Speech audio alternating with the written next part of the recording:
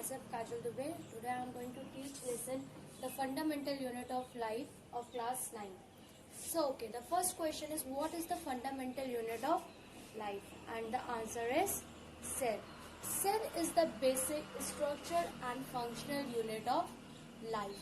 All living organisms are composed of cells. When we talk about the word cell was discovered from the Latin word cella, and the Latin word cella means a little room. Now let's discuss about discovery of cell.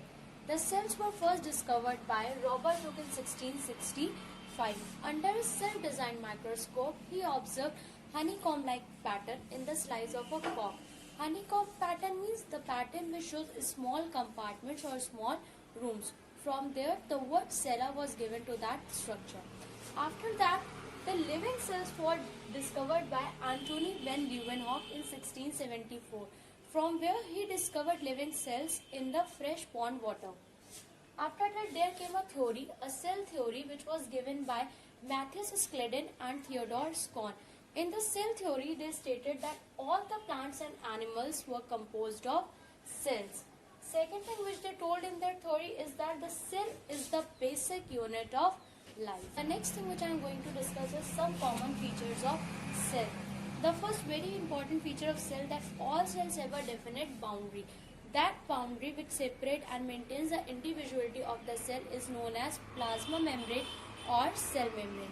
Second thing about cell is that all cells have a genetic material. Usually it is DNA and sometimes it is RNA.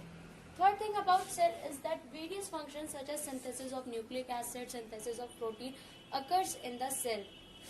Mechanism of energy production in all the cell is always same. And the last thing about cell is that all cells transmit genetic information to its successor cells. Let's discuss about shape and size of the cell. The cells of different organisms are not same. They are different in shape and their sizes. Even in the same organism, the shape and size of the cell is not the same. Now, the question is, what is the reason behind this variation? This variation occurs because of the different specific functions of the cell. Let me tell you with the example. Let's talk about nerve cell. Nerve cell is used to carry impulses from one place to another, whereas skin cells help to protect the body. And WBC, it used to changes its shapes regularly because it has to fight with different types of pathogens. The cells may be round, elongated, spherical, oval or spindle in shape. Similarly, the size of the cell is also different. The largest cell is the ostrich egg and the smallest known cell is the PPLO, pleuropneumonia-like organism. Let's discuss about types of cells. On the basis of their constitution, the cells are basically of two types, prokaryotic cells and eukaryotic cells. First discuss about prokaryotic cells. The word prokaryotic is composed by two words. Number one, pro, which means primitive, and number two, karyon, which means nucleus. That means in prokaryotic cells, primitive nucleus is found. That means these cells are primitive and incomplete cells. Whereas the word eukaryotic is also composed by two words. The word eu means true and the word karyon means nucleus. That means in this cell's true nucleus is present. Therefore, these cells are complete and advanced cells. So now the question is, what is a cell made up of? What is its structural organization? So now we are going to discuss about the structure of a cell.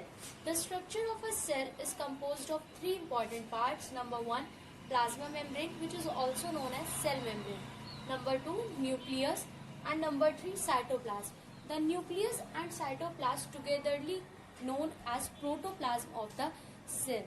These are the parts which are present in animal cell, but in plant cell, a cell wall is also present to the outer of the plasma membrane. Let's discuss about first part of the cell, which is cell wall.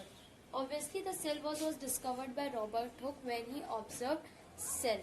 After that, most important thing about the cell wall is that the cell wall is composed of cellulose. Cellulose is a complex material which provides strength to the plant. Next thing about the cell wall is that cell wall is freely permeable. That means it allows the movement of all particles across it. Now the question is, what is the function of the cell wall? Why this cell wall is very important part of the plant? Because there are some very important features of it. The first important function is that it maintains the shape of the plant cell. Second most important function is it prevents the plant cell from its bursting. The third most important thing is it helps in absorption of water and minerals from the roots of the last important function is that it gives rigidity and support the plant cell.